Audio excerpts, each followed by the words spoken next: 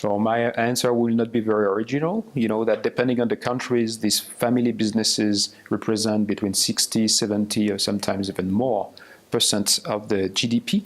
So it's economically very significant. And the second part of the answer is that the values, the norms, the type of behaviors that are present in our economies and societies really hinge on the way the family firms are managed.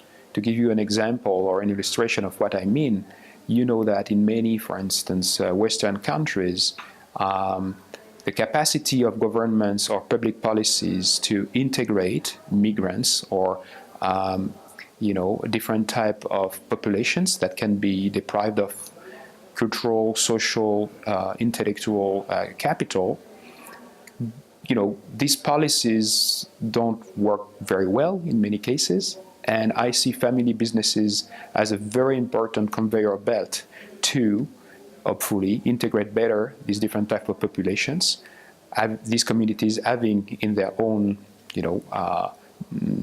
populations, having lots of entrepreneurs themselves that actually also play this role of integrating and, providing better solutions than maybe or complementary to that those solutions provided by the governments and the public affairs.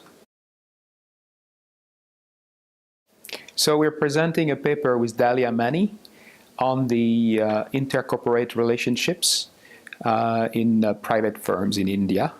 And the main topic is disentangling the effects of family ownership versus community ownership.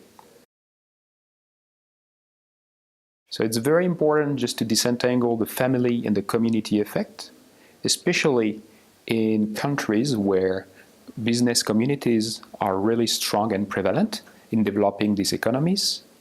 And in the previous literature, what happens is that oftentimes there is an assimilation of family ownership with community ownership. So in this paper, we can disentangle the two effects, and we show how firms which have a family leadership versus firms which have community leadership develop different types of intercorporate networks. And therefore, when you look at the entire economy, you can see that some firms, like family firms, are less embedded in the network, whereas the community firms are more embedded in the network. So that's the purpose of this paper, and I think it's a fascinating area of study, not just for strategic management, family business studies, but also at a broader level for business policies that can be implemented in different types of countries.